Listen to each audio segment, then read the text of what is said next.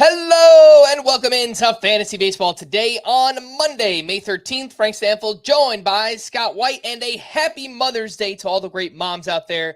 Should have wished it on Friday's podcast, but alas, I forgot. How could I forget about all the great moms? So happy Mother's Day to all of those out there. Today on the show, a bunch of fun names on the waiver wire. We have some starter sit decisions. Paul Skenes made his debut. I would say it was an eventful and up and down debut for Paul Skenes. Your Atlanta Braves, Scotty, nearly threw a combined no-hitter, and you'll get to much more. Let's jump in. Is this happening? It is! All right, Scott, what was happening this weekend? Who is your player of the night or day or weekend, whatever? Well, I guess all of the above. I guess it can't be both day and night. But anyway, he pitched Sunday. His name is Alek Manoah. And let's talk about that because he actually pitched well. There hasn't been a lot of that from Alek Manoah in 2 years. But it did happen for him Sunday against the Twins. He went 7 innings, allowed 4 hits, no earned runs, 3 unearned runs. 6 strikeouts, 15 swinging strikes on just 78 pitches. So he was very efficient getting through those 7 innings and very effective by basically every measure. The 15 swinging strikes were well distributed among his 4 pitches. His whole arsenal was up about a mile per hour, but it's really that efficiency I want to focus on with Alek Manoah. The fact he only walked 1, the fact he threw 71% of his pitches for strikes. That's in contrast to his last time out, his first major league start of 2024. He threw just 57% of his pitches for strikes and walked 4 in that one. And you go back to the start of last year when Alek Manoah, his major league career had been nothing but success to that point. And he felt like a very safe starting pitcher pick. There were some questions about how high the upside is, but he felt safe, if nothing else. And when we first started to see this trouble for him was the walks. That's how it first manifested. And, his manager made a good point after this start, like the stuff never went anywhere. And that was an argument I remember us making early last year as he was struggling so badly. But Manoah said he, in that first start when he walked the 4, when he threw just 57% of his pitches for strikes, he said he was nibbling too much. And then this start, he focused on attacking and just trusting his defense, and obviously got a good result. It's one start after a lot of discouraging times, including multiple stints in the minor leagues. So it would be ridiculously premature to say Alek Manoah is back. But if he was going to bounce back, this is what it would look like. And certainly in deeper leagues, you don't get the luxury of waiting to see if it's just a one-start blip or not. And I think the results were encouraging enough that, if it is a deeper league and you got somebody pretty useless on your bench, I think it's worth taking a flyer on Manoah, seeing where this goes. Yeah, I think that's all fair. This was a great start for Manoah. The velocity has been up for his first 2 starts in his return to the Blue Jays rotation. I think in 12-team roto leagues or deeper, anything that size, that format, Manoah might be the most interesting waiver wire pitcher available. But in some of those shallower formats, as we're about to talk about, I'm not going to say that he's the priority, Alek Manoah, but yes, in the deeper leagues and the ones that you mentioned, Scott, I do think that you should take a shot. Not that you want to start Alek Manoah. He's going up against the Tampa Bay Rays this week. But No. Let's pick him up and see where this goes. Because Right. Yeah. I'll say something positive about Manoah, and it's like, how could you think he's already back? No, I don't. I have no idea. But obviously, like, if you wait until you're sure he's back, you're 2 weeks late picking him up, So you just kind of have to act on it and hope for the best.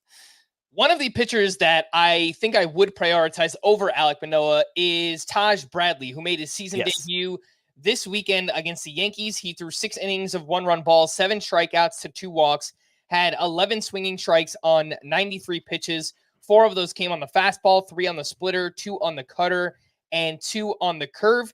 Did allow some hard contact in this one, but I was encouraged to see that he tweaked his pitch mix a little bit. He threw more splitters and curveballs in this start than he did in starts last season. And the velocity was up quite a bit here for Taj Bradley. The fastball was up 1.2 miles per hour. He averaged 97.3 on the fastball. His cutter was up 2.4. His splitter was up nearly 2 miles per hour. Taj Bradley is 60% rostered. He's at the Red Sox this week. Another one where not so sure I want to throw him out there in Fenway against the Red Sox, but I was very encouraged by this, and I think he's probably one of the priority pitching ads this weekend, Scott. Yeah, I would say he's the highest in leagues where he's available, unless somebody strange is available. Unless there's somebody out there rostered in more than 80% of leagues who's available. Cough, cough, Gerrit Crochet, who is available in like 17% of leagues for some reason. But yeah, Bradley in anything semi-normal, he would be the priority pickup. And I did mention last week, I think, that it looked like he had a new cutter that was helping him to dominate in the minors, and it turns out there was some kind of there was a classification discrepancy there, where I think I'm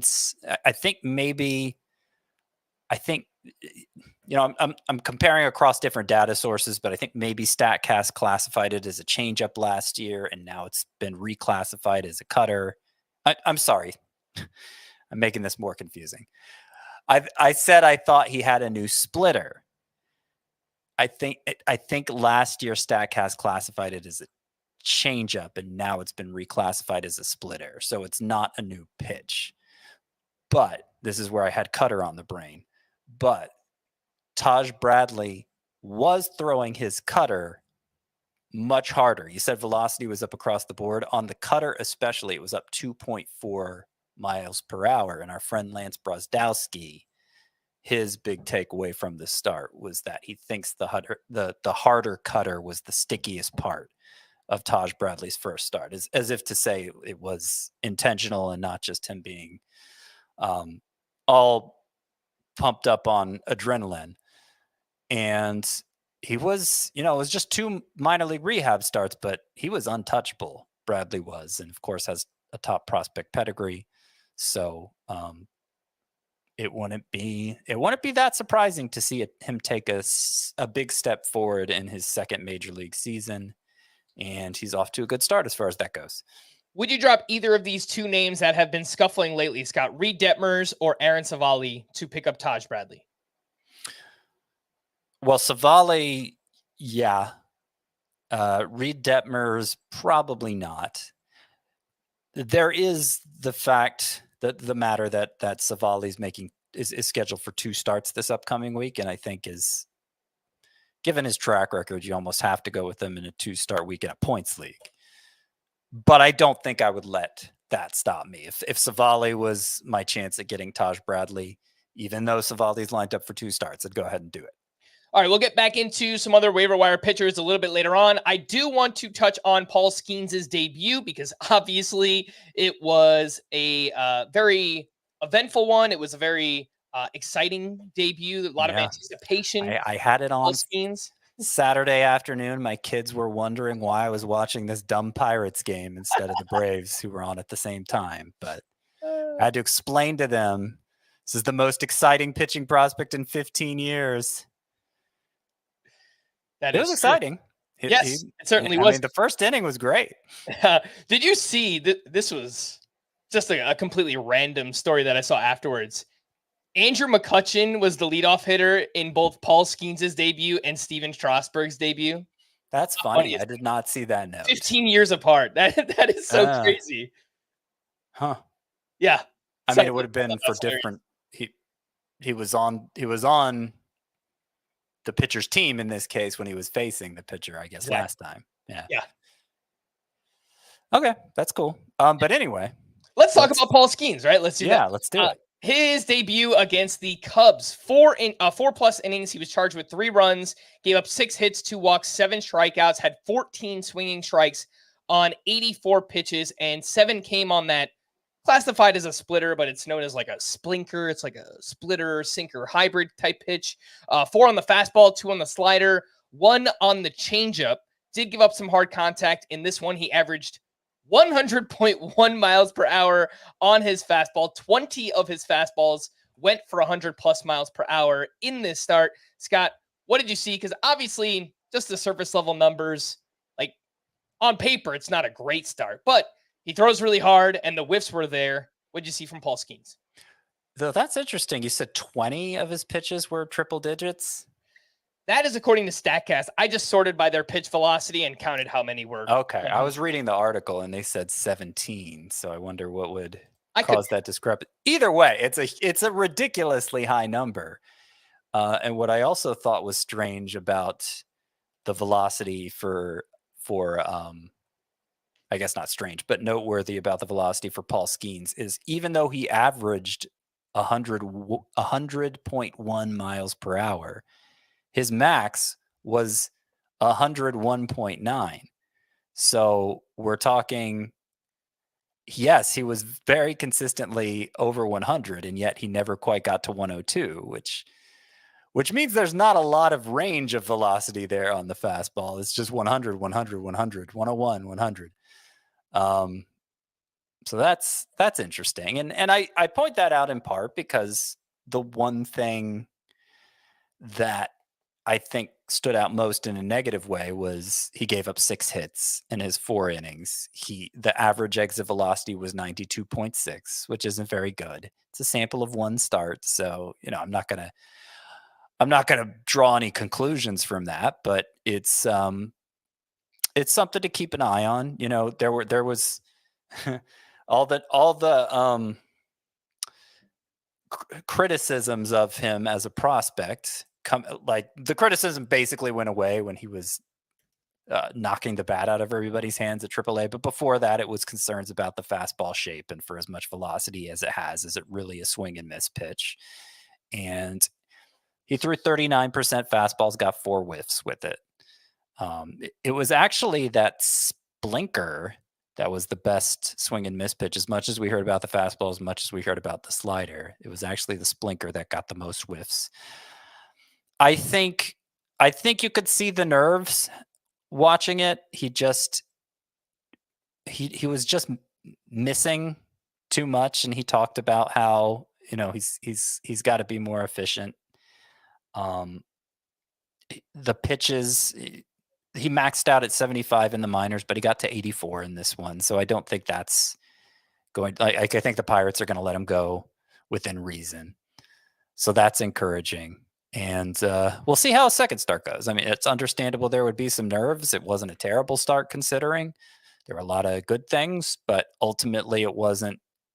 I think the net result wasn't a positive outcome for fantasy, which might cause some disappointment. But I think it's too early to be disappointed, and I think there's a lot, in fact, to be encouraged by.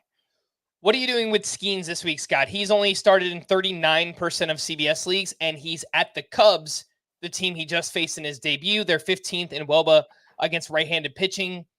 Typically, a young pitcher facing the same lineup twice in a row, even though it's the top pitching prospect, I don't love it. I want to call him a must start. I want to call him a must sit. I think it just depends how deep your league is, what your alternatives are. If he, I'd rather start him over, I don't know, like a JP Sears, but I'd rather not start him over a 2-start Christopher Sanchez. Yeah, I think in a 12-team head-to-head points league, I can probably find somebody else that I want to get in my lineup over Paul Skenes this week.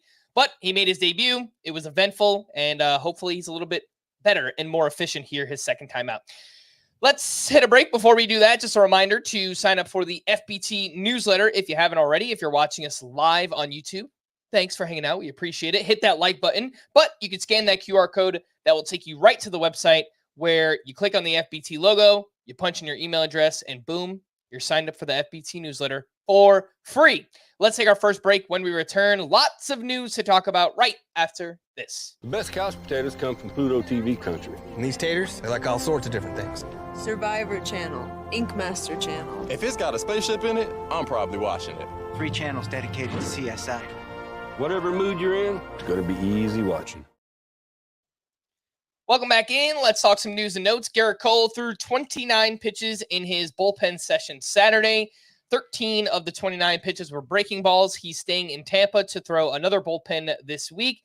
And as we continue to learn more, it sounds like June is a realistic target for Gerrit Cole. That's assuming no setbacks, of course. Shohei Ohtani left Saturday with lower back tightness and then was out of the lineup on Sunday. Scott, have you seen anything on Ohtani, or do you have any feel on whether or not you'd play him this week? Are you worried about this injury? It's a lower back. That's the sort of injury that who knows, I think unless we hear something more concrete, you got to start him because he's Shohei Ohtani. Hopefully we get some more. Let's see. When are they playing? The Dodgers are playing Monday. Hopefully, I don't know. Hopefully we hear something more concrete before you have to lock him in. Austin Riley left Sunday night's game with discomfort in his side. He's hopeful to return at some point this week. Yeah, this is one of those weird situations where, it's an oblique. Those are some things that could linger. They could pop back up. Austin Riley is off to a slow start. Would you play it safe and maybe go with another, if you have a decent third base option? Yeah.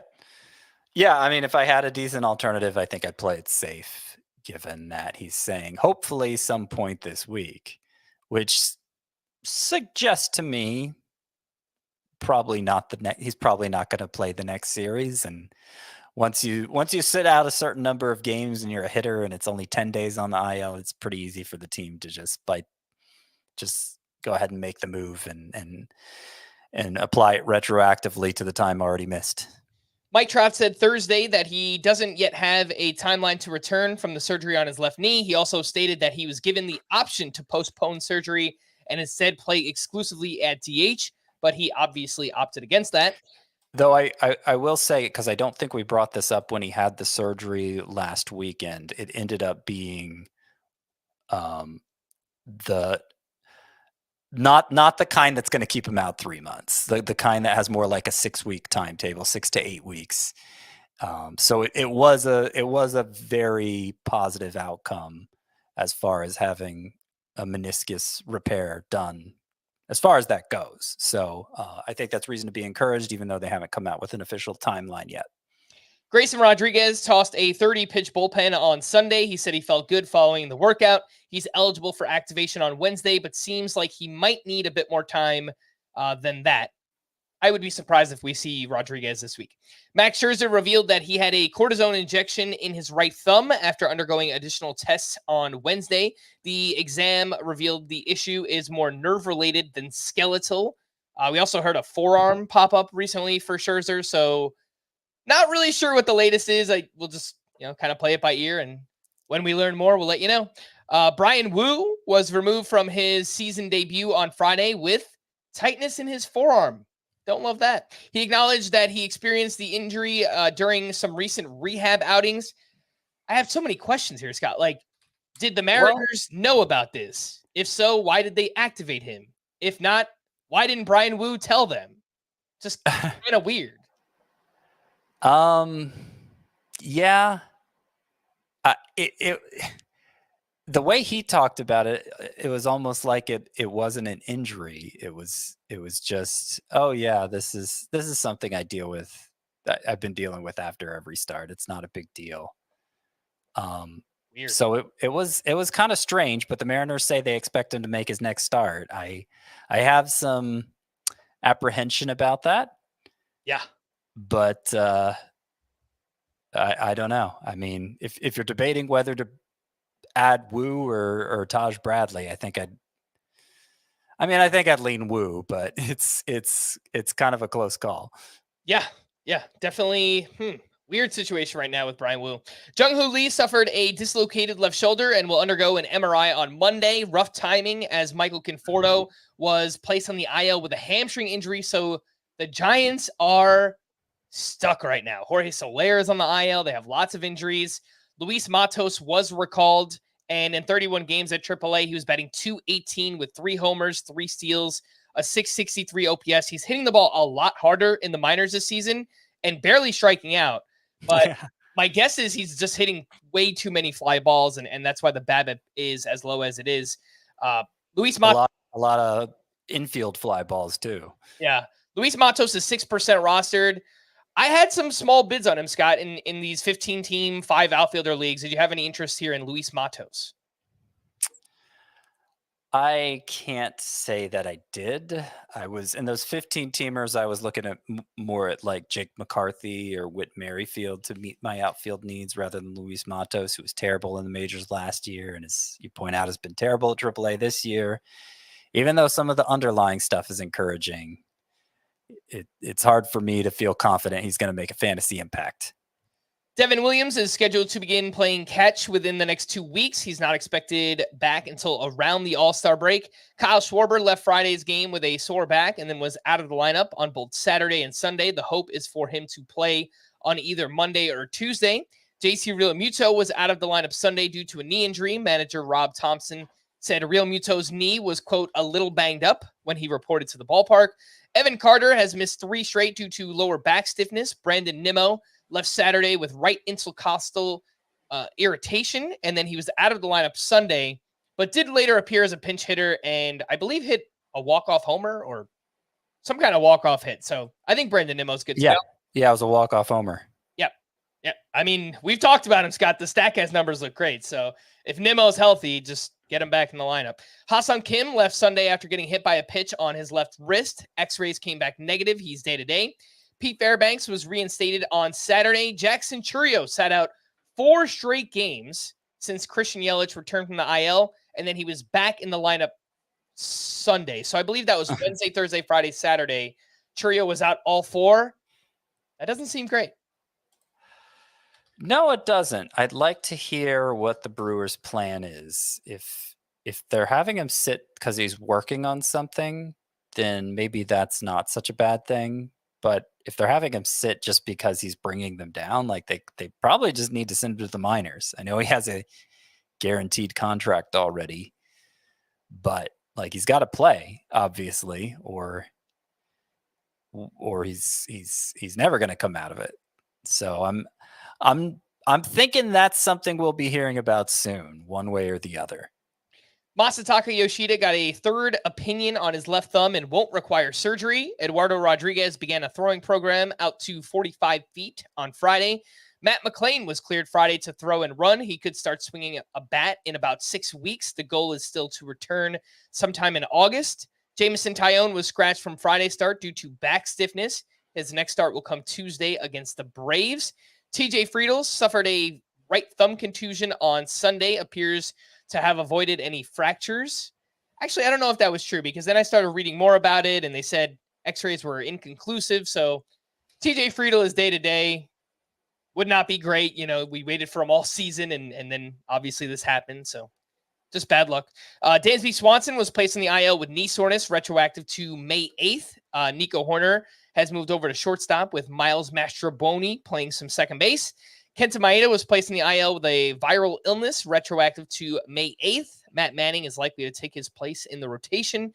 Ke'Bryan Hayes was placed in the IL with a back issue. Hayden Wesneski was moved to the Cubs bullpen.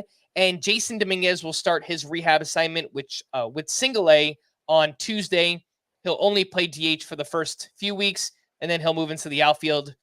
We spoke about Dominguez last week. I don't really see a spot for him in the Yankees lineup unless someone gets hurt. They have lots of injury-prone players, so it's a possibility. But as of right now, I don't really see a spot for Jason Dominguez. Nope, but it's going to be a long rehab assignment, and life finds a way, as you know, Frank. Certainly does. Let's talk waiver wire pitchers, part 1. And these are some shallow league options. They're between 70 and 80%. So, you know, could be out there in some 12-team points leagues or just, you know, shallower options. Again, John Gray is on quite a run. He was at the Rockies this weekend. 6 innings, 1 run, 7 strikeouts with 19 swinging strikes. He is 78% rostered home against the Guardians this week. It was a nice bounce back start for Mackenzie Gore, who was at the Red Sox. He allowed 2 earned runs over 6 innings. He had 9 strikeouts and 17 swinging strikes. He is down to 76% rostered at the Phillies this week. Christian Scott turned in a quality start against the Braves. 6 innings, 3 runs, 8 strikeouts with 15 swinging strikes. He's still only 71% rostered. I don't really know what's going on. I I think Christian Scott just needs to be universally rostered at this point. He will also face the Phillies this week. And then I also had Taj Bradley in this mix, who is 60% rostered. Scott, how would you rank that group? Taj, Christian Scott, Mackenzie Gore, and John Gray. I am going to rank them Christian Scott number 1. Not sure why his roster rate is lagging, as you point out. I'm going to go Taj Bradley number 2. I think I'm going to give the edge to John Gray over Mackenzie Gore because Mackenzie Gore, he entered this start with only 59 fantasy points on the year. This start against the Red Sox was only his second going 6 innings. And obviously he's pitching for a bad team, not working deep into games. We like what's going on with his arsenal with the strikeouts, but he's certainly from a head-to-head context, just not that productive. I'm not saying I'm in many leagues where I just let him sit on the waiver wire, but I'm in some leagues where I'd let him sit on the waiver wire. And so I get why Mackenzie Gore's roster rate is where it is, which is 76%. As for John Gray, my goodness, his slider has looked so good for, I guess, about a month now. His last 7 appearances, 6 of them starts. John Gray has a 1.64 ERA, a 0.97 whip, and 10.3 K per 9. He is throwing that slider 46% of the time this year versus 34% last year, so it's up the usage considerably. It was responsible for 14 of his 19 swinging strikes on Friday. And again, that was at Colorado. So the rare occasion of me picking a 1-start pitcher at Colorado as a sleeper pitcher, it worked out with John Gray, and no issues with the team context there for them. It's only a benefit. So there's a lot to like about John Gray. Waiver wire pitchers part 2. Casey Mize turned in a quality start against the Astros. 6 innings, 1 run allowed, 2 strikeouts. He does have a 3.58 ERA, 1.30 whip. Pitching to contact, getting lots of ground balls. He's fine. Great matchup this week for Casey Mize. He's going up against the Miami Marlins. Clark Schmidt continues to pitch well. He was at Tampa Bay, where he went 6 2/3 shutout with 6 strikeouts and 14 swinging strikes. He is 65% rostered at the Twins this week, a lineup that has been red hot recently. Braxton Garrett did not pitch well in his season debut, but he's pretty widely available, and he was a good pitcher last year. He allowed 5 runs over 5 1/3 innings. He did have 8 strikeouts in this one, and he is home against the Mets this week. That is Braxton Garrett. And Tyler Anderson, the underlying numbers don't agree with it, but he just continues to get it done, at least for now. Another quality start, 6 2/3 innings, 3 runs, 4 strikeouts against the Royals. He's got a 2.92 ERA, a 1.14 whip, and he is at the Rangers this week. Scott, do you have any serious interest in any of Tyler Anderson, Braxton Garrett, Clark Schmidt, and Casey Mize? Well, I got to say, you mentioned the Twins have been a potent lineup lately. And again, that's who Alek Manoah faced on Sunday. So that makes it even more impressive. Yeah. But getting back to this group, because Alek Manoah is not among this group, I would say Braxton Garrett is the most interesting here. He did kind of limit his arsenal in this first start back. It pretty much just went sinker, slider, and mostly abandoned the cutter that he threw last year. He kind of mixed in everything else a little bit, but it was like 80% either sinker or slider. And so, it wasn't a great result against a tough lineup, but he had eight strikeouts and 5 1/3 innings. He limited the walks. He's not going to be a game changer in fantasy. I'd rather have Mackenzie Gore than Braxton Garrett. I think there are the same issues there in terms of pitching deep into games and having a bad supporting cast. But I think Braxton Garrett will be more reliable in the long run than any of these other 3: Casey Mize, Clark Schmidt, and Tyler Anderson. Waiver wire pitchers, part 3. This is where we get to Alek Manoah, who we spoke about up at the top. He's 34% rostered and home against Tampa Bay this week. And I'd take him over any of that previous group. You may be dropping him sooner, if he goes back to walking 5 next time out. But I think the upside for Manoah is way more interesting than anyone from that previous group, including Braxton Garrett, given who Braxton Garrett is pitching for. Would you take Manoah over anyone from the first group? Mackenzie Gore and John Gray and those guys? No. Okay.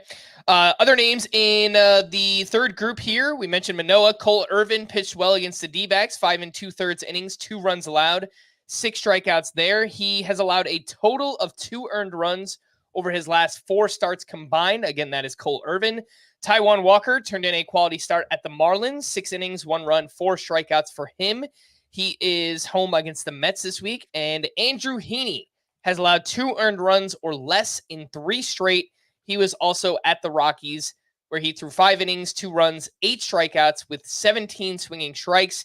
Andrew Heaney is home against the Angels this week. Any interest in this group, I guess, outside of Manoah? Cole Irvin, Taijuan Walker, and Andrew Heaney. I think the most interesting to me is Cole Irvin, who you're going to have to play the matchups with him. He's a fly ball pitcher. So the venue especially, I think, counts a lot for him. But left-handed fly ball pitcher, like we've been saying for John Means, I think it applies to Cole Irvin, and he's on a really nice run right now. His ERA and WHIP for the year after remember, he got hit pretty hard in his first couple turns. Is down to a 2.90 ERA and a 1.07 WHIP. Yep. That's with only 6 strikeouts per inning per 9 innings. 6 strikeouts per inning would be amazing and impossible, but 6 per 9 is not very good, and we wouldn't expect it to be good for Cole Irvin. So I'd rather leave him as a streamer type, but in those 15-team leagues where there's not much of any starting pitching to be found on waivers, I was putting in some small bids for Cole Irvin. Other names that could be out there in deeper leagues, Robert Gasser, Brewers prospect, pitched well in his debut on Friday against the Cardinals. He threw 6 shutout innings with 4 strikeouts, 10 swinging strikes on 79 pitches. He only allowed 1 hard hit in this game, mostly a 3-pitch mix, 46% sweeper, 27% fastball, 23% sinker. And that sweeper, it sweeps. There's a lot of movement on that sweeper for Robert Gasser. Looked pretty good. He's going to get another start at home against the Pirates this week. Alek Marsh pitched well in his return at the Angels, 5 1/3 innings, 1 run, 7 strikeouts with 19 swinging strikes. He is at the Mariners this week. Jake Irvin pitched very well at the Red Sox, 7 innings, 2 runs, 6 strikeouts with 18 swinging strikes for Jake Irvin. He's got a 3.55 ERA and a 1.09 WHIP. And then A's prospect Joey Estes pitched well in his season debut against the Mariners, 5 innings, 1 run, 5 strikeouts for him. Got any interest in these names, deeper leagues? Joey Estes, Jake Irvin, Alek Marsh, and Robert Gasser. Well, Robert Gasser's obviously the most interesting. Good strikeout numbers in the minors. Not an especially impressive fastball, but as you point out, the sweeper, he throws it a lot. It's a good swing and miss pitch. He didn't walk anybody in his debut. It was against a weak Cardinals lineup, so obviously we'll need to see Gasser tested more, but I think he's a lot more interesting than any of the other pitchers in this group. And in fact, I'd take Gasser over most of the pitchers in the previous 2 groups. I'd take him over Andrew Heaney, Taijuan Walker, Cole Irvin, Tyler Anderson. I'd take him over Clark Schmidt and Casey Mize. I guess the 2 exceptions would be Braxton Garrett and Alek Manoah in terms of prioritizing those pitchers on waivers. Alek Marsh has been very steady for the Royals. The underlying numbers hate him. The ERA estimators hate him. Doctors hate him because of what he's doing. And the xERA and the xFIP are both over 4.20 for Alek Marsh. So I'm not especially interested there, but I am in Jake Irvin. I've pointed this out before. When he emphasizes his 4-seamer and curveball, 2 pitches that have had a bad, like hitters of the last 2 years have hit only about 200 off of those 2 pitches. And when he emphasizes them, good things seem to happen. I'm not convinced there's a ton of upside here for Jake Irvin, but I could see a path to him becoming fantasy relevant. He threw those 2 pitches a combined 78% of the time in this one and got 18 swinging strikes, as you pointed out. So just something to keep an eye on there with Jake Irvin. All right, let's take our final break. When we return, we'll get into the waiver wire hitters. We'll do that right after this. At CBS Sports Golazo Network, we're bringing you the game. Madness of Messi arrives! Breaking down the game. This is unlike anything else in the world. And changing the game. Get it all for nil. That means free. Whoa. And all day long! 24/7. Welcome back in. Let's talk waiver wire hitters and outfielders that could be out there in some shallower leagues. Joe Adell, rough start to May, but he's picking things back up. He's homered in 3 of his past 5 games, and overall, he's batting .255 with 7 home runs and 7 steals so far. Kerry Carpenter had a big game on Saturday, 2 for 5 with a double dong, 3 RBI. The problem is that he does not play against lefties, and there are 3 lefties on the schedule this week for the Tigers. Yep. Lars Nootbaar is picking things back up as well. His last 7 games, he's batting .320 with 2 home runs. He is only 41% rostered. And Joey Loperfido has multiple hits in 2 of his last 3 games. He went 2 for 5 with 2 runs and 1 RBI on Sunday. The problem is that he's only started 3 of the past 6 games for the Astros. I think only one of those that he sat was against a righty, if I'm remembering off the top of my head. I think 2 were against a righty. 2 were against righties. Well, the thing is, Joey Loperfido all of a sudden is batting .321 after a couple games with multiple hits here. So that's how quickly things can turn around. And I mentioned on Friday's show that the Astros have the best hitter matchups this upcoming week, and I kind of wanted to put Loperfido in there, but he had done next to nothing. Well, now he's batting .321, so I went ahead and added him. Ooh. The Astros are scheduled to face just 1 lefty in their 7 games with their very favorable hitter matchups. So you could look to Loperfido for that. But I will point out Joe Adell is higher on that list, with the Angels having the 2nd best hitter matchups. And you mentioned the home runs. You did not mention he's still striking out less than 25% of the time, which is very, very encouraging still for Joe Adell.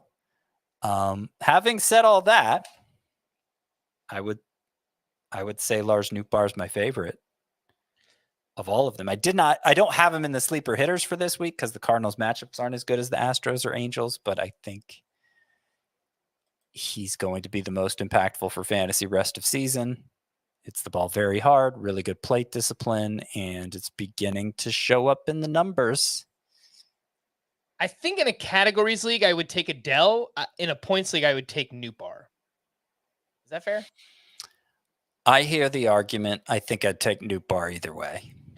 With Joey Loperfido, I will point out, it looks like you were right, Scott. Of the 3 games that Loperfido sat out recently, 2 were against lefties. So that's pretty much expected. That's right, Frank. That's right. I get something right every once in a while.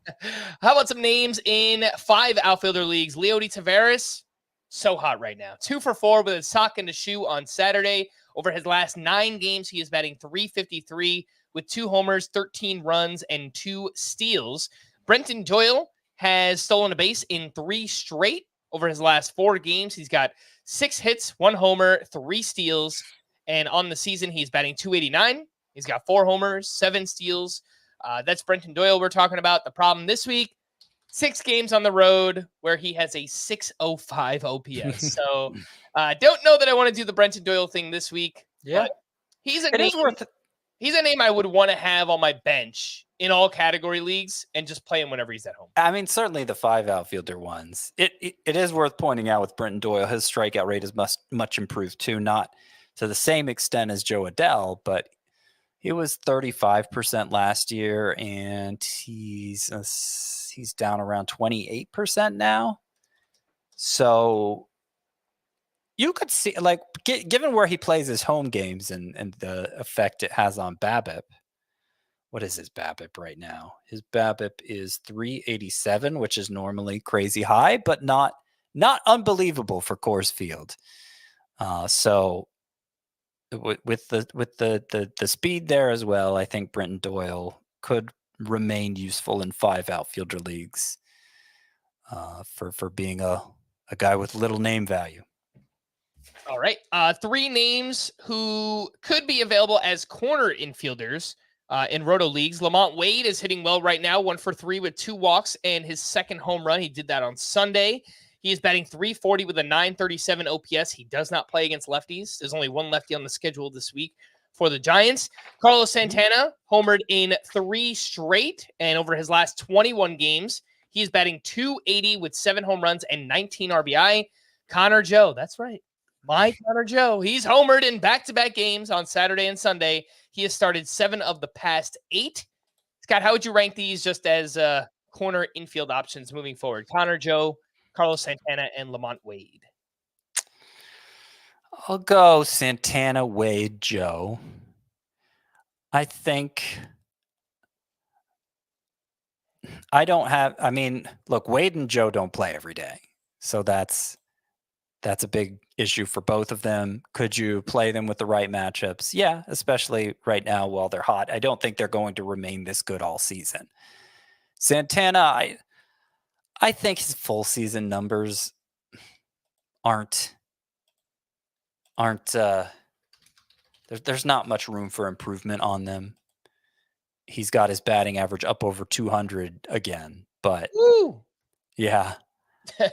Yeah, I mean, I just think he's well past his prime, and it'd have to be a pretty deep league for me to turn to him. 2 middle infielders that could be out there. Abraham Toro is on quite a run right now, racking up the hits, 2 for 4 with his 4th home run on Sunday. Over his last 16 games, he is batting .410 with 2 homers, 12 runs scored, 9 RBI, hitting the ball hard, lots of line drives. Again, that is Abraham Toro. And Davis Schneider had a huge game on Saturday, 3 for 4 with a sock and a shoe, his 4th home run, his 2nd stolen base, and he has started 12 of the past 13 games. Yes, he hitting the ball hard. He's barreling it up. Expected numbers look pretty good. I think there's something to like here. Davis Schneider, 18% rostered, second base and outfield eligible. Are you looking to add any of these guys, Scott, in, let's say, roto-sized leagues? Schneider? I'm pretty excited about Schneider. He might be the hitter I'm most excited about from the week. And I guess I can't say over Brent Rooker and Max Kepler. I was struggling. Matt Kepler, that doesn't sound right. Yeah, over Brent Rooker and Max Kepler. Those are, if in leagues where they're available, points league or otherwise, they're the highest priority hitters to add, I feel like. And in fact, Rooker's up over 80% at this point, so maybe he's not even worth mentioning from that perspective. But Schneider, among those widely available, I'm very excited about him because my only reason for kind of shying away from him in drafts in March was because it's 105. Right on the dot. I just wrote it in the private chat, 105 on the dot. Robo Scott is here. Yeah. Okay. So Schneider, look at his minor league numbers. The guy walks a ton. He has the optimal spray angle for hitting home runs. It led to huge production down there. And so far, what we've seen from him in the majors, it's been the exact same thing. And he can play left field. He can play second base. The Blue Jays need help on offense. And I think they're finally realizing Davis Schneider is one of their best choices. And he's like for the season. So I'm not talking about just, that 13 game stretch or for however long he's been hot. For the season now, Davis Schneider is batting .278 with a .383 on base percentage and a .500 slug. Yeah. Like that's considerable production. And I'll be honest, I was looking to add him in some 3 outfielder leagues even. Again, that is Davis Schneider. In case you're still looking for a Wilson Contreras replacement in a 2-catcher league, Danny Jansen has been raking since he returned in mid-April. He went 3 for 5 with his 4th home run on Saturday. He has started 7 of the past 9 games. He's 31% rostered. Ivan Herrera looked good this weekend. He had back-to-back multi-hit games, 5 hits total. He is batting .263, 20% rostered. Again, that is Ivan Herrera. And then in the deeper leagues, 3 names, if you're in those 2 catcher formats. Corey Lee is a name that we haven't talked about, but he's quietly hit when given an opportunity to play this season with the White Sox. He went 2 for 4 with his 4th home run on Friday. Yasmani Grandal had his first big game with the Pirates on Saturday, 2 for 4 with a 3-run homer. And Jose Trevino had a big game on Sunday, 2 for 4 with a double dong and 3 RBI. Anything to add on those catchers, Scott? No, I mean, Ivan Herrera and Danny Jansen are the most interesting two. You know what? You know who I'd put ahead of anyone else on this list? Behind Herrera and Danny Jansen still. Who's that? Tyler Soderstrom. Did he do anything this weekend? Well, he has been playing first base. I think he got a day off Sunday, but he had been playing consistently at first base. And I think he homered this weekend. He homered on, it looks like Wednesday last week, but he did have a couple hits this weekend. Okay. Yeah, I mean, for a second catcher in a deep league, compared to like Yasmani Grandal and Jose Trevino, it's no contest. I'd rather take the shot on Tyler Soderstrom. And if it doesn't work out, it's just like most any other second catcher you'd pick up. A couple other names in deeper leagues that are not catchers. Eddie Rosario is red hot. Over his last 7 games, he is batting .455 with 4 homers and 3 steals. That brings his batting average all the way up to 174. I know. He's so hot, and yet the batting average is tiny. Yep. What happened, Eddie? He left the Braves. That was part of the problem. Paul DeYoung, over his last 8 games, is batting .357 with 3 homers. And man, I just love this podcast. This is one of my favorites ever, Scott. We get to talk about Connor Joe. We get to talk about Willie Calhoun, who went 3 for 4 with his first home run of the season on Sunday. He is batting .333 with a .967 OPS, has started 9 of the past 10 games for the Angels, and he has hit cleanup in 8 of those games. Very deep league stuff here, Scott, but did you have any bids in on Eddie Rosario, Paul DeYoung, or Willie Calhoun here on Sunday? You know, I did have one in on DeYoung, not because I like DeYoung, but because it was a deep league and I really, really needed a middle infielder. And you only have so many options. I think everything else being equal, I am most excited about Calhoun of this group. Now, I believe he's DH only, and he's only playing DH, so that's not going to change. So that makes him the most difficult fit.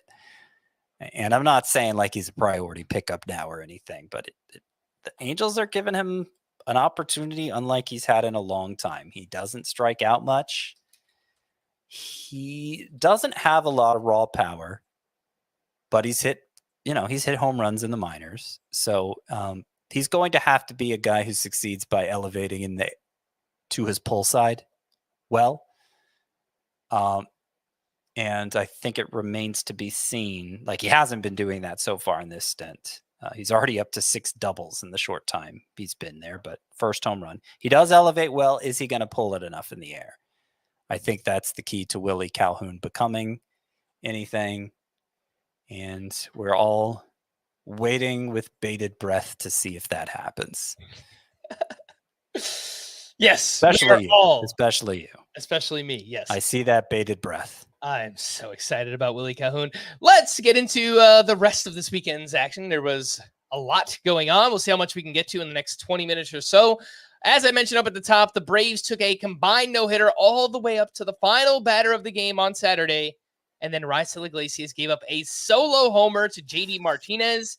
In that game, Max Fried tossed 7 no-hit innings, 3 walks, 5 strikeouts. Wait. No, you're right. Never mind. Sorry. I thought you were talking about Sunday night's game. You're not. You're talking about Saturday. Carry on. Saturday. I thought you were blaming the wrong guy because the walk-off homer Sunday was AJ Minter's fault. But yeah. Max Fried. I don't know if there's anything much else to add. He obviously was great in this start. He did not give up a hit over 7 innings, and over his last 4 starts, he has a 1.24 ERA and a .52 WHIP. And that was his second hitless outing in that 4-start stretch. He's doing it a little bit differently, Fried. Like, he's not getting strikeouts, but he's just getting a lot of ground balls and limiting hard contact. It's working for now. He's doing the thing where he's going with like 7 pitches and throwing them all a little bit.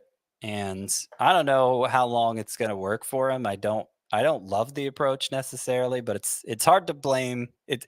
It's hard to fault the results right now.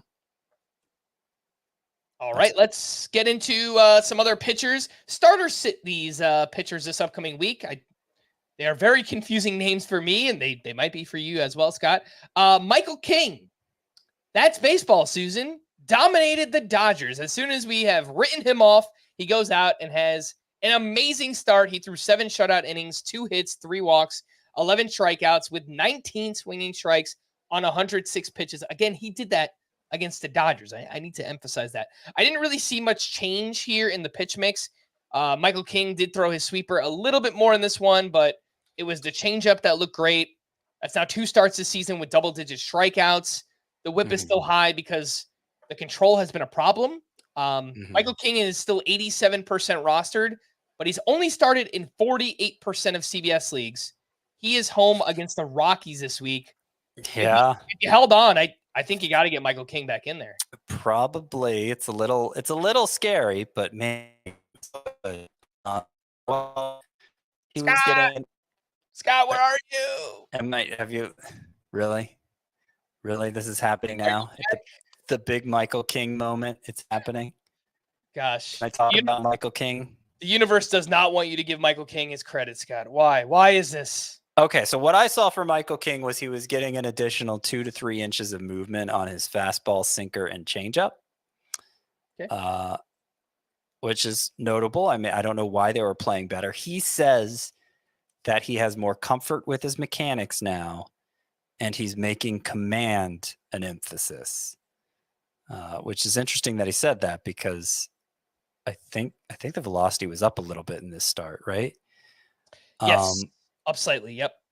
So that's the explanation we had for why King was so much better in this start than all the others. Maybe it was just one of those fluky things that happens in baseball sometimes, but I think coming off this start, facing the Rockies on the road next time, go ahead and roll the dice. I would agree. Kevin Gausman got crushed by the Minnesota Twins. He went 3 innings. He gave up 10 hits, 7 runs. 6 of those were earned. He still had 6 strikeouts. He had 12 swinging strikes. Gave up some hard contact. Oddly enough, like, the whiffs were there. The velocity was up for Kevin Gausman. The problem is that he's been giving up some hard contact. He's allowed 5+ earned runs in 3 of 8 starts. Kevin Gausman has a 4.95 ERA, a 1.51 WHIP. He is home against the Tampa Bay Rays this week. Scott, would you be benching Kevin Gausman as bad as he's looked? I wouldn't automatically start him, but we were just celebrating how good he looked after his previous start. So I think I'd be fine starting him unless I just clearly had better options. Okay.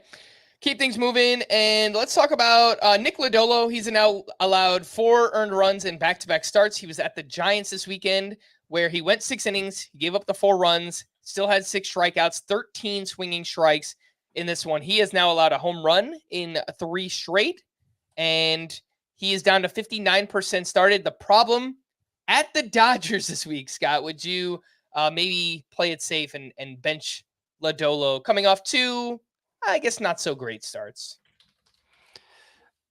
Not an automatic sit, but in shallower leagues, I think I could do better. Okay. James Paxton has turned in back-to-back quality starts. He was at the Padres this weekend where he threw 6 shutout innings, 4 hits, 0 walks. That is the key. 4 strikeouts here for James Paxton, who threw his curveball a lot more in this start.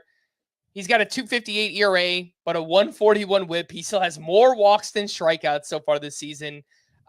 Still 86% roster, but only 59% started. Would you start James Paxton at home against the Reds this week? I'd like to avoid it. I think this is all going to come crashing hard at some point. And I don't want to be caught holding the bag when it happens, Frank. I want to have given up the bag. So, Paxton, I'd be fine with streaming him, but I don't think that's a good enough streaming situation for most leagues. Walker Buehler has not looked very good in either of his first 2 starts. He was at the Padres this weekend, 3 1/3 innings, 3 runs allowed, 2 walks, 2 strikeouts, 2 homers, only 5 swinging strikes on 77 pitches, gave up some hard contact, only threw 58% of his pitches, 4 strikes, and he's 96% rostered. I think that's fine, but only 61% started. As bad as he's looked, Scott, I would really try and get away from Walker Buehler. He's home against the Reds this week. Yeah, so, velocity and stuff looks fine. He says, this is how he'd put it, there's just these little weird way to say it, but delicacies to starting pitching that when you don't do it for a long time, you kind of got to figure them out. And that's kind of where I'm at. And specifically, he cited some sequencing mistakes that he felt like he made in this one.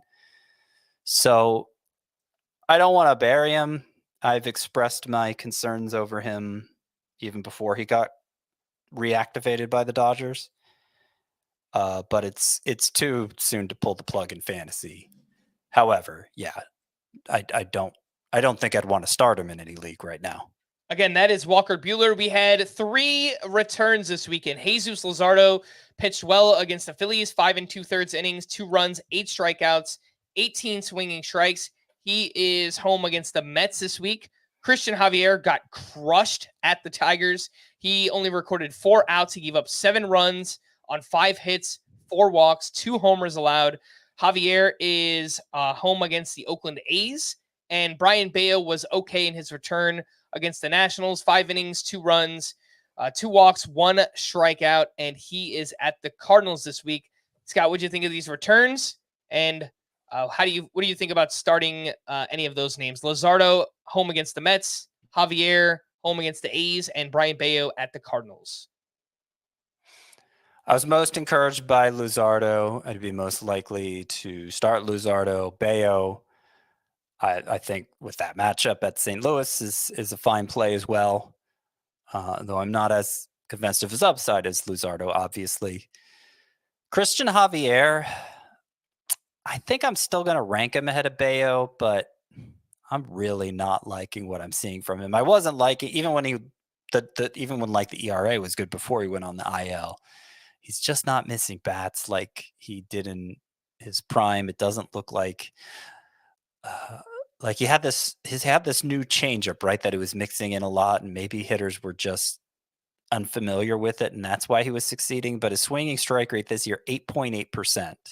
That's down from 11.4% last year when he wasn't very good, and 13.8% the year before. So huge drop in that number for Christian Javier. And actually in a 10-team league, so shallow, but 10-team league where only 9 starting pitchers can be rostered, I had to go ahead and drop him in that shallow league. He was my 10th best pitcher coming off the IL. Can only have 9. I was about to ask, would you drop him for Christian Scott or Taj Bradley? Scott, definitely. Bradley, probably not. I'd probably have Javier over Bradley still, but it's a close call. Okay. Some hitters who are picking things up. And yes, I definitely cherry picked a bunch of start and end points here for these hitters, but it's good to see. Vlad Jr. over his last 12 games, he's batting .417 with 1 homer, 1 steal, 97 mile per hour average exit velocity. Ankle or not, doesn't matter. O'Neal Cruz, he's turning things up. His last 18 games, batting .344 with 4 home runs, 11 RBI, and 1 steal. Nick Castellanos has homered twice this weekend. Over his last 8 games, he's batting .328 with 2 homers and 1 steal. Bryson Stott over his last 11 games, batting .412, 2 homers, 12 runs, 13 RBI, and 7 steals. He is stuffing the sheet. That is Bryson Stott. Anthony Volpe picking things back up. Last 7 games, batting .300 with 2 homers and 1 steal. Randy Arozarena, his last 9 games, .226 batting average, still not great, but 4 homers and 3 steals during that span. Nico Horner, over his last 26 games, this is basically since the middle of April, batting .312 with 2 homers, 16 runs scored, and 5 steals. That sounds a lot like the Nico Horner we were expecting this season. Anything to add or point out on those names, Scott? Not really, and we got to talk about Seth Lugo. We haven't yet. We're an hour in. Let's get to Seth Lugo. Let's talk about Seth Lugo. Is it time to push these pitchers up the rankings? We've slowly raised them so far this season, but they're all pitching really well. So it might be time. Yusei Kikuchi, 8 innings, 2 runs, 3 strikeouts. He is down to a .264 ERA and a .105 WHIP. Ranger Suarez continues to dominate. He threw 7 shutout innings with 9 strikeouts. At the Marlins, he's down to a .150 ERA and a .72 WHIP. And Seth Lugo was a beast at the Angels. 8 innings, 1 run, 12 strikeouts to 0 walks, 17 swinging strikes in this one. He has allowed 2 earned runs or less in 8 of 9 starts. He has 8+ strikeouts in 3 of his last 4. And Lugo is down to a .166 ERA, a .96 WHIP. Scott, is it time to move him on up? Seth Lugo, Ranger Suarez, Yusei Kikuchi. Well, we've already moved Suarez up quite a bit. Probably not as high as the people who have him in fantasy would like. I have him 44th at the last update. Yusei Kikuchi, I have 54th. Seems a little low, but then I'd have to move him ahead of guys like Kyle Bradish and Christian Scott. And obviously it's pretty crowded there. I still think Ranger Suarez is going to start walking more guys eventually, and we're going to see his ERA climb a bit when that happens. Not that he's going to lose his roster ability in fantasy, but he's not as good as he's been so far. But let's talk about Lugo, because he's the one who's still, you could argue, buried in the rankings. He's outside of my top 80 in them, and his ERA is now down to 166. So I will point out, first of all, that compared to that 166 ERA, he has a 329 FIP, which is good. He has a 381 xFIP, which is pretty much in line with last year, and obviously not as good. He has avoided home runs so far, is what that disparity would tell you between the FIP and the xFIP, but maybe in a way that's difficult to believe. He did, with this 12 strikeout effort, take his K per 9 rate up from 6.3 to 7.2. So big jump just in one start, but it's still only 7.2. And that's actually lower than last year for Seth Lugo. When Seth Lugo, a decent space filler, but not like a fantasy stud or anything. And that's ultimately where I think he's going to wind up. If I could point to a process change for Seth Lugo that may cause him to continue to exceed, is that he has really bought out his arsenal. Not like I talked Max. Scott, you're breaking up quite a bit. Yeah, I see that. You might be back. Are you back? I might be back, hopefully. Why does it happen? So, I don't know. Anyway. Yeah, you're here. Just got to keep going. Seth Lugo has really broadened out his arsenal, sort of like we've seen Max Fried do, but it even more exaggerated in Lugo's case because it's like 8 pitches that he's throwing. So he's just mixing things up so much that that it seems like hitters maybe can't get a read on it, or it's working right now, obviously. I don't know if it's something because like to continue with 8 pitches, you kind of have to be able to throw 8 pitches. And we've seen the kind of problems Chris Bassett runs into that from time to time. But that's a process change for Lugo, and maybe it'll help him exceed expectations. But he is exceeding expectations by all the underlying numbers. And I'd be inclined to bet against that from the extent of calling him a sell, to the extent of calling him a sell high. Not that I'm saying you shouldn't roster Lugo at this point or anything like that. I do think he's a sell high. I also think he needs to be higher in the rankings. So I think I'm probably going to get him up inside my top 60 starting pitchers. This is Seth Lugo we're talking about. I have a little group of Jordan Montgomery, Mitch Keller, Ronaldo Lopez, like 59, 60, right around 60. I think Seth Lugo could be in that mix. So I'm probably going to get him up to around that point. Are you taking him over Nestor Cortez? Seth Lugo over Nestor Cortez? I got you Darvish 64th. Yeah, I have Darvish right around there too, but he's going to move up because he's been pitching well. Right.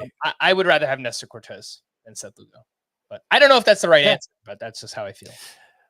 I could get him in my top 70. 60 might be hard. Yep. Again, that is Seth Lugo, but I do agree. Like if you could flip Seth Lugo for a struggling Tanner Bybee right now, would you do that? Yes. Okay. So yeah, it's something you could look to do. Potential sell high, not just a sell, but make sure if you're going to sell, get the requisite return for Seth Lugo. There were lots of other things. I'll just run through some of the other big pitching standouts. And the first group, Joe Ryan, 7 innings, 1 run, 7 strikeouts against the Blue Jays. Charlie Morton has pitched very well. He was at the Mets this weekend, 7 innings, 1 run, 7 strikeouts with 13 swinging strikes. He has turned in 4 straight quality starts.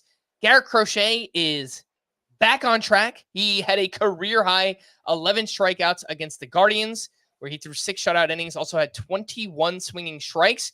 Tyler Glasnow was also amazing at the Padres, 7 innings, 1 hit.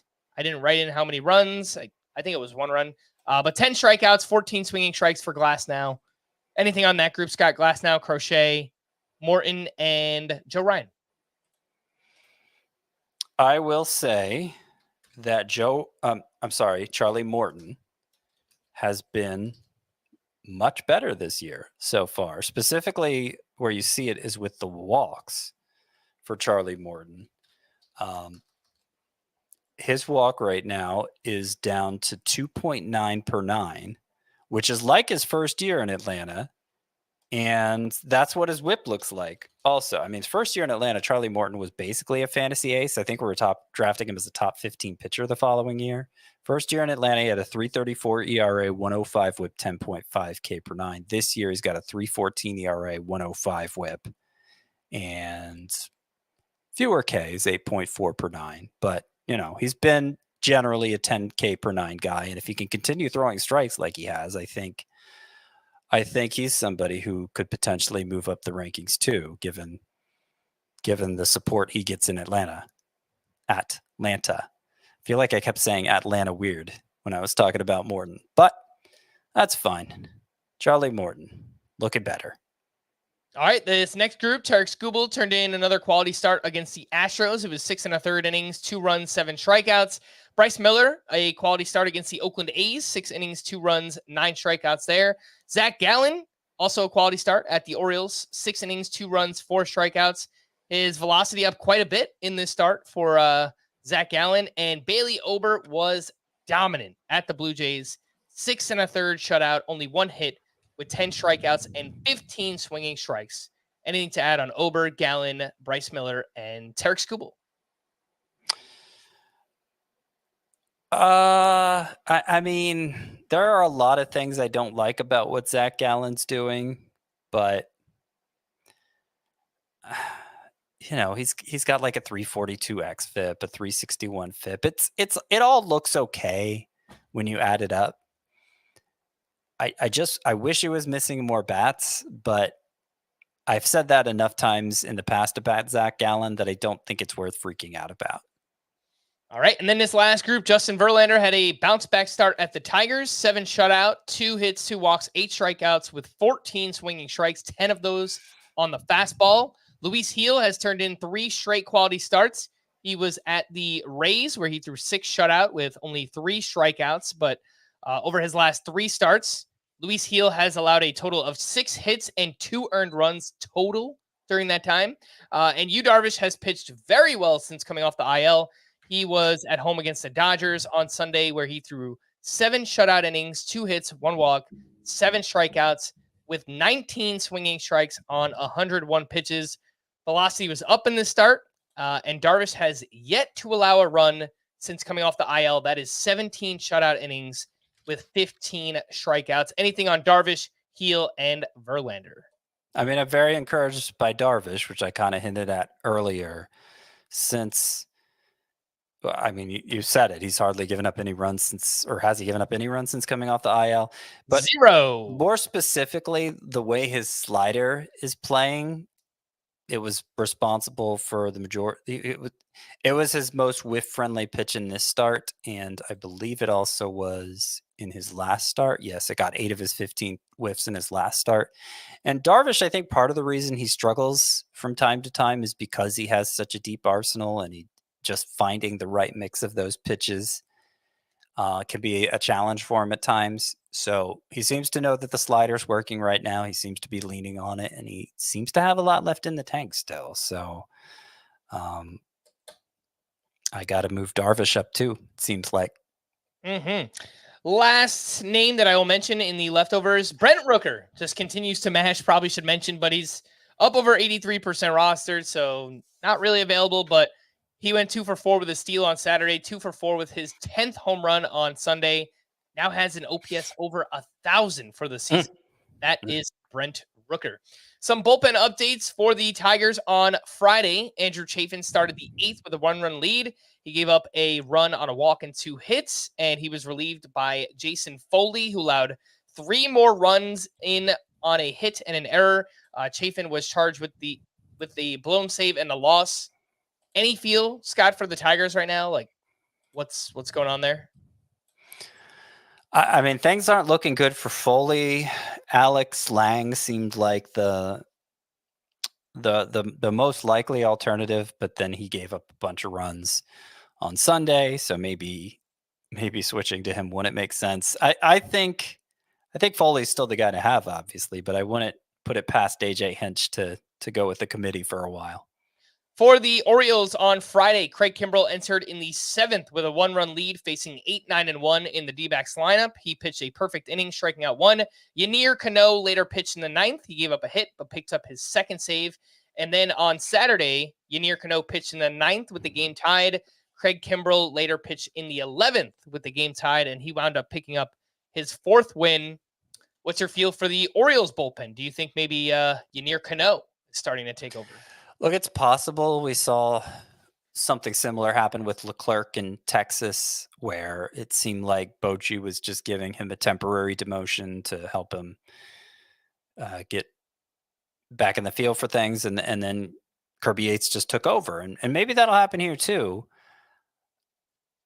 I think Kimbrell is better than Cano. He certainly, from a conventional closer perspective, because he misses bats in a way Cano doesn't.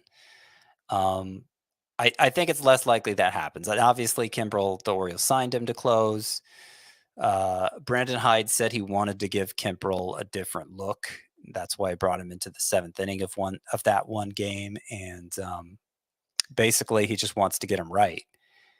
But I think he still wants him closing ultimately once he feels like Kimbrell is right again. And I actually traded for Craig Kimbrell in Tout Wars over the weekend. I gave up Jake Berger for him.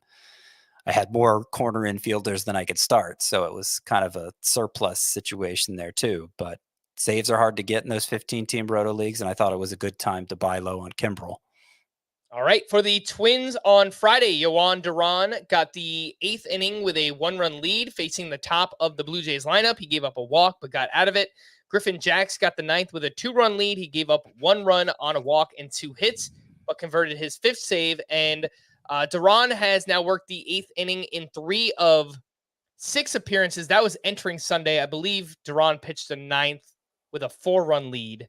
So he's worked the 8th in 3 of 7 appearances so far, and it's not ideal, but it's not.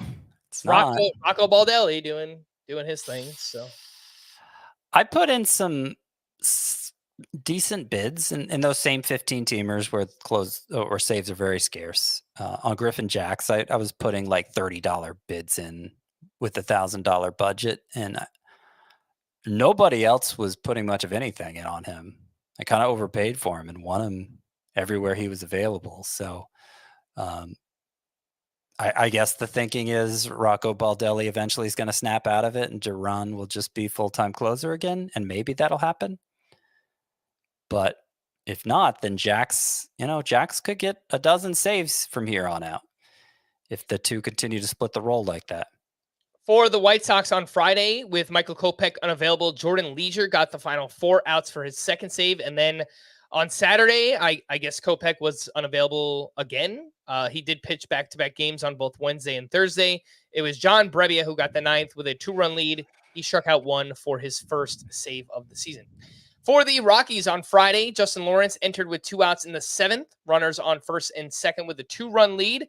Facing the top of the Rangers lineup, he walked 2. He allowed a run in. It was Jalen Beeks who later got the 9th with a 2-run lead. He pitched a clean inning for his second save. And then Jalen Beeks picked up another save on Sunday. He has the last 3 saves for the Rockies. He's 1% roster, very widely available. Scott, this was the name I was going out after in deeper leagues. I get it. It's the Rockies closer. They're not going to win games. It's a tough place to pitch, but desperate for closers in some of those deeper leagues. And I won Jalen Beeks for $43 out of a $1,000 budget in one of my 15 teamers on Sunday. All right. Yeah. I mean, I was not even thinking about the Rockies bullpen. I basically written it off, but yeah, maybe Jalen Beeks can take hold of that role and be worthwhile. For the Angels on Friday, Carlos Estevez got the 9th with a 1-run lead. He gave up 2 runs on a walk and 3 hits. He took his 3rd blown save and 2nd loss. He now has an ERA over 6. Scott, have you been speculating on anybody in the Angels bullpen behind Estevez? No, but I guess it's probably time to start, isn't it? Yeah. If only Robert Stevenson hadn't gotten hurt. Yeah. Luis Garcia pitched the 8th inning in this game. Matt Moore in the 7th. Mm-hmm. I believe both have an ERA over 4, so it's... Mm-hmm. Yeah. I don't know that there's a slam dunk. No, I don't think so. And I don't think Ron Washington is going to be so inclined to go with the committee. So I wouldn't be too concerned about Estevez's job security at this point. But he's, he can't keep blowing games, obviously. Yeah. For the Royals on Friday, James MacArthur was unavailable. John Schreiber got the 9th with a 1-run lead. He allowed a hit, but picked up his first save. For the Brewers on Saturday, Trevor McGill got the 9th with a 2-run lead. He gave up 2 hits, but picked up his 4th save. And he has the Brewers' last 4 traditional saves. I believe there was a 2 or 3, a 3-inning save in there somewhere for the Brewers. And McGill remains the top ad. If you need saves, if he's out there, 34% rostered. Widely available. And then for the Cubs on Sunday, Hector Neris got the 9th with the game tied, facing the bottom of the Pirates lineup. He gave up 2 hits and a walk, but escaped the jam. And then the Cubs scored 3 runs in the top of the 10th. Adbert Alzolay got the bottom, and he gave up 2 runs. One of those earned. He picked up his 4th save, but still think Neris is the name to roster for now. To stream or not to stream on Monday, and yeah, it's not great. I think Jose Soriano at home against the Cardinals. Matt Manning against the Marlins, maybe. Yeah, I was going to say maybe Trevor Williams at the White Sox. Yeah, those are probably the best 3, but that's not saying much. And then on Tuesday, we do get Reese Olson against the Marlins, so we do like that. Yeah, that's a good one. And then, there's Eric Fetty against the Nationals. That one's pretty good. Yeah, that's good too. Gavin Stone at the Giants. I like all 3. Yeah. Hey, look at us. Look at that. We made it through a streamer segment without Scott ripping his hair out. I love it.